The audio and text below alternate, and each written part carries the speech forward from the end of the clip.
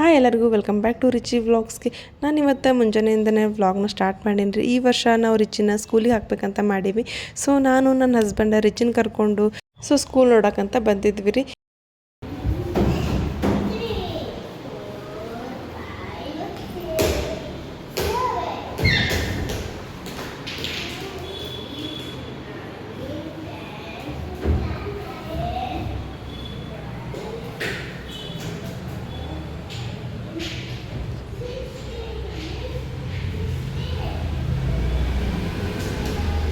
Finally ನಾವು ಸ್ಕೂಲೆಲ್ಲ ನೋಡಿದ್ವಿ, ನಮಗೂ ಇಷ್ಟ ಆಯ್ತು ರೀ.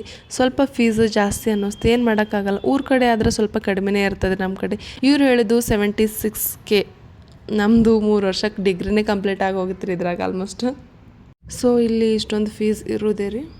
ಇನ್ನು ಇದು ಮೇ ತಿಂಗಳು ಐತೆ ರೀ. ನೆಕ್ಸ್ಟ್ ಮಂತು ಜೂನ್, ಇನ್ನು ಸ್ಕೂಲ್ ಸ್ಟಾರ್ಟ್ ಆಗೋಕ್ಕೆ 15-20 ದಿವಸ ಐತಿ.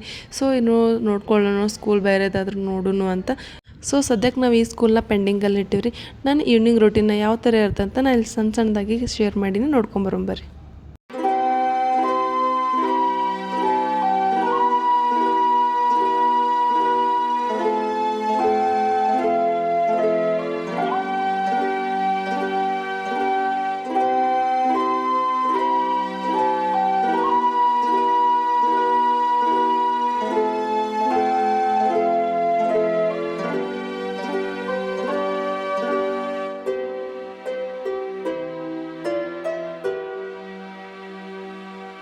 ಈವ್ನಿಂಗ್ ಫ್ರೆಶ್ ಅಪ್ ಆಗಿ ದೇವ್ರ ಮುಂದೆ ದೀಪ ಹಚ್ಚಿ ಸ್ವಲ್ಪ ಚಹಾ ಮಾಡಿಕೊಂಡು ರಿಚಿಗೆ ಸ್ವಲ್ಪ ಹಾಲು ತೊಗೊಂಡು ದಿನ ಈವ್ನಿಂಗ್ ಹಾಫ್ ಆನ್ ಅವರ್ ಆದರೂ ನಾವು ಇಲ್ಲಿ ಕುಂದಿರ್ತೇವೆ, ಚಂದ ಅನ್ನಿಸ್ತ ಅಂತ. ರಿಚಿನೂ ಒಂದು ಬುಕ್ ಇಟ್ಕೊಂಡು ಬಂದಾರೆ, ಅವನೇನೋ ಮಾಡಿದ ಅಂತ ನಂಗೆ ತೋರ್ಸೋಕ್ಕೂ ತಂದಿದ್ದ.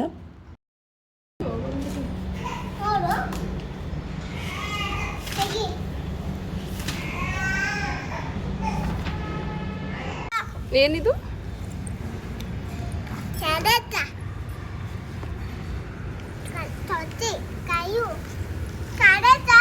ಎಲ್ಲೈತಿ ಅದು? ಕ್ಯಾರೆಟಾ? ಏನದು? ಏನಾಯ್ತು? ಏನಾಯ್ತು?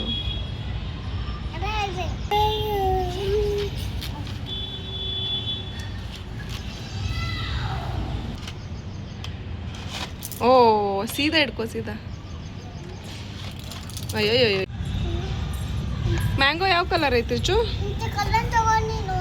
ಎಲ್ಲ ಐತದಂತ ಕಲರು?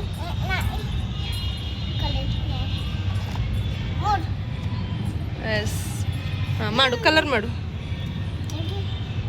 ಬುಕ್ದಾಗೆ ಪೆನ್ ಇಟ್ಕೊಂಡು ಗೀಚಿ ಅದೇನೋ ಕ್ಯಾರೆಟ್ ಶೇಪಿಗೆ ಆಗಿಬಿಟ್ಟಿತ್ತು. ಅದನ್ನು ತಂದು ತೋರ್ಸಕ್ಕತ್ತಿದ್ದ, ಮಮ್ಮಿ ನಾನು ಕ್ಯಾರೆಟ್ ಮಾಡೀನಿ ನೋಡು ಅಂತ.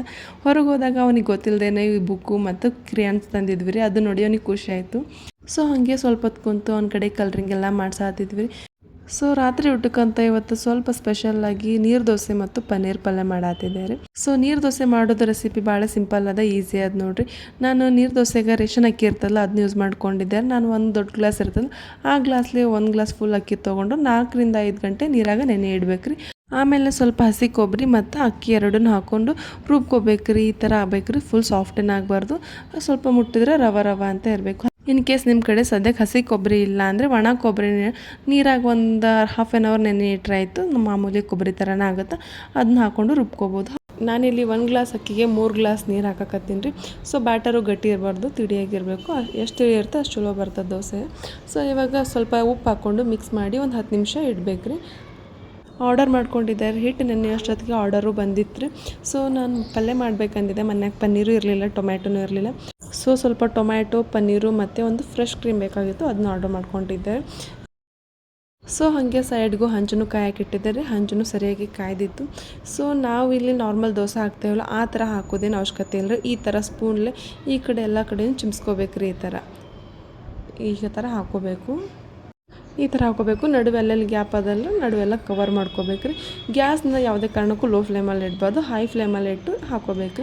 ಆಮೇಲೆ ನಾನಿಲ್ಲಿ ಒಂದು ಅರ್ಧ ಸ್ಪೂನು ಎಣ್ಣೆ ಹಾಕಕತ್ತಿದ್ದೆ ರೀ. ನಿಮಗೆ ಇಷ್ಟ ಇದ್ದರೆ ಹಾಕೋ, ಇದೇನು ಹಾಕಬೇಕಂತೇನಿಲ್ಲ. ಇವಾಗ ನೋಡಿರಿ, ನಾರ್ಮಲ್ ಆಮ್ಲೆಟ್ ಎಲ್ಲ ಹೇಳುತ್ತಲ್ಲ ತಾನೇ ಬಿಟ್ಕೊಳ್ಳುತ್ತೆ ನೋಡಿರಿ ಹಂಚಿನಂದು. ಸೊ ನೋಡ್ತಿರ್ಬೇಕು ನೀವು ಸೈಡ್ಗೆಲ್ಲ ಹೆಂಗೆ ಬಂದದಂತ. ಸೊ ಸ್ಲೋ ಆಗಿ ಎತ್ತು ಹಾಕೋಬೇಕು. ಸೊ ಇದು ಸ್ಲೋ ಆಗಿ ಹಂಚಿನಾಗೆ ಫೋಲ್ಡ್ ಮಾಡ್ಕೋಬೇಕ್ರಿ. ಇಲ್ಲಿ ನೋಡ್ತಿದ್ರಲ್ಲ ಈ ಥರನೇ. ಸೊ ಇಷ್ಟೇ ಈಸಿ ಸಿಂಪಲ್ ಅದು ನೋಡಿರಿ ನೀರು ದೋಸೆ. ಒಂದ್ಸರಿ ಟ್ರೈ ಮಾಡಿರಿ. ಸೊ ಇದು ಬಿಸಿ ಇರಬೇಕಾದ್ರೆ ತಿನ್ಬೇಕ್ರಿ, ಭಾಳ ಮಸ್ತ್ ಅನ್ನಿಸ್ತದೆ. ಮಕ್ಳಿಗಂತೂ ನಾರ್ಮಲ್ ದೋಸೆ ತಿಂದು ಬೇಸರಾಗಿದ್ರೆ ಈ ಥರ ನೀರು ದೋಸೆ ಮಾಡಿಕೊಡ್ರಿ, ಮಸ್ತ್ ಇಷ್ಟಪಟ್ಟು ತಿಂತಾರೆ. ಪನ್ನೀರ್ ಜೊತೆ ಕಾಂಬಿನೇಷನ್ ಸಖತ್ತಾಗಿತ್ತು. ಸೊ ನೀವು ಟ್ರೈ ಮಾಡಿರಿ, ಮಿಸ್ ಮಾಡ್ಕೋಬೇಡ್ರಿ. ಸೊ ಊಟ ಇದೆಲ್ಲ ಮುಗಿಸಿ ಸ್ವಲ್ಪ ಹೊತ್ತು ಟೆರಸ್ ಮ್ಯಾಗ ವಾಕಿಂಗ್ ಮಾಡೋದಂತ ಬಂದಿದ್ವಿ ರೀ. ಸೊ ಎಲ್ಲೋ ಮಳೆ ಆಗಿತ್ತು ರೀ, ಫುಲ್ ತಣ್ಣ ಗಾಳಿ ಬೀಸಾಕತ್ತಿತ್ತು. ನೋಡಿದ್ರೆ ಟೈಮ್ 10 ಆಗೈತ್ರಿ, ನಾ ಇಷ್ಟು ಬೆಳಕಾದ್ರೆ ಇವಾಗ 6:30 7 ಗಂಟೆ ಇರ್ತಲ್ಲ, ಅಷ್ಟು ಬೆಳಕಾದ ನೋಡ್ತಿರ್ಬೋದು.